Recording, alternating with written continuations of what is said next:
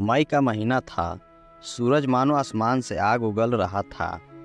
दोपहर समय मोहल्ले की गलियां सुनी हो जाती। हर कोई अपने घर में दुबक जाता। पानी की सप्लाई कई दिनों से ठीक नहीं आ रही थी और टंकियों एक एक कर खाली होती जा रही थी। इसी मोहल्ले में रहता था अमन। उम्र महज 18 साल, लेकिन चेहरे पर उम्र से ज़्यादा समझदारी। पिता की छोटी सी किराने की दुकान थी। माँ कई साल पहले दुनिया छोड़कर जा चुकी थी। इसी वजह से अमन जल्दी बड़ा हो गया था, जिम्मेदार, शांत और दूसरों की मदद के लिए हमेशा तैयार।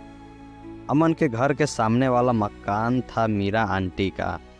करीब 40 साल की, सादा साड़ी, बाल अक्सर चूड़े में बंधे रहते हैं। आंखों में एक अजीब सी ठहराव भरी उदासी थी। पति प्राइवेट नौकरी में थे और ज़्यादातर समय बाहर रहते थे। घर में शांति इतनी ज़्यादा थी कि कभी कभी वह शांति भी बोझ लगने लगती। उस दिन दोपहर में अचानक मीरा आंटी की आवाज़ आई। कोई है क्या? अमन बाहर निकला। जी आंटी, मैं हूँ। मीरा आंटी थोड़ी झिझक के साथ बोली, बेटा, मोटर खराब हो गई है, टंकी बिल्कुल खाली है। अगर थोड़ा पानी निकालने में मदद कर सकते हो तो। अमन ने एक पल भी नहीं सोचा। अरे आंटी, अभी करता हूँ। अमन पिघवारे गया, पाइप लगाया, बाल्टियाँ रखी और हाथ से पानी निकालने लगा। धूप तेज थी, पसीना लगातार बह रहा था, लेकिन उसके चेहरे पर सिकन नहीं थी। मीरा आंटी दूर खड़ी उसे देख रही थी।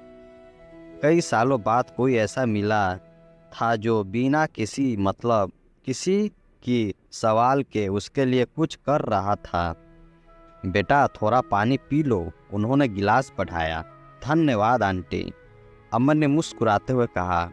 टंकी आधी भर गई। मीरा आंटी ने राहत की सांस ली। आज तुम न होते तो पता नहीं क्या करती, अमन ने हल्की हंसी के साथ कहा। हम पड़ोसी हैं आंटी, इतना तो बनता है। लेकिन दोनों नहीं जानते थे कि यह सिर्फ पानी निकालने की बात नहीं थी, यह एक रिश्ते की शुरुआत थी। इसके बाद अमन का आना जाना बढ़ गया। कभी बिजली चली जाती तो इन्वर्टर देख देता, कभी सब्जी का थैला उठा लाता, कभी बस दरवाजे पर खड़ा होकर पूछ लेता, सब ठीक है ना आंटी? मीरा आंटी के लिए ये बातें बहुत मायने रखने लगी। घर की खामोशी अब उतनी डरावनी नहीं लगती थी। शाम की चाय के साथ बातचीत होती, कॉलेज की बातें, पुराने मोहल्ले की यादें, मौसम की शिकायतें। अमन उन्हें आंटी ही कहता था, लेकिन उसकी आवाज़ में जो सम्मान था वह मीरा आंटी के दिल को छू जाता था। मीरा आंटी अक्सर रात को देर तक जागती रहती। पति फ़ोन पर हाल पूछ लेते हैं, लेकिन बातों में अपनापन कम और औपचारिकता ज़्यादा होती। घर में दीवारें थी, कमरे थे, पर सुनने वाला कोई नहीं। अमन के आने से घर में हलचल लौट आई थी। उन्हें खुद पर गुस्सा भी आता। यह क्या हो रहा है? वह तो बच्चा है, लेकिन दिल को समझाना आसान नहीं होता। एक शाम अचानक तेज बारिश शुरू हो गई। छत पर पानी भरने लगा। अमन बिना कुछ कहे ऊपर चला गया नाली साफ करने।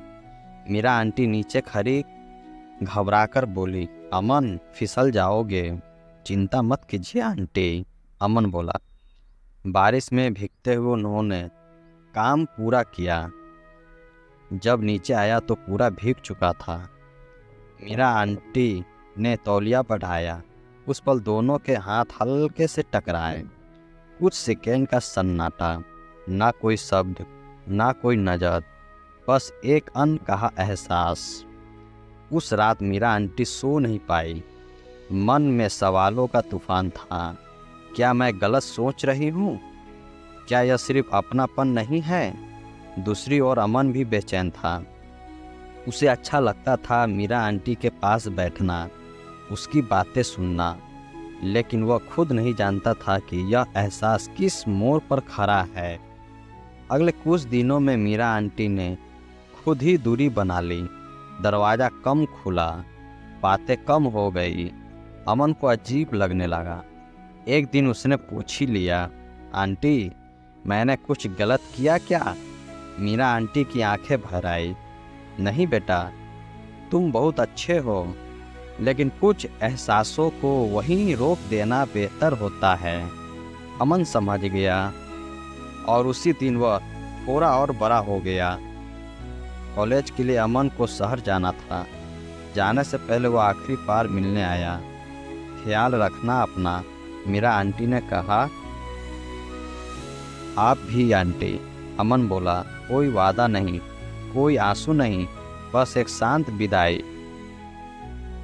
साल बीतते गए। अमन पढ़ाई में आगे बढ़ गया। जिंदगी नई राहों पर चल पड़ी।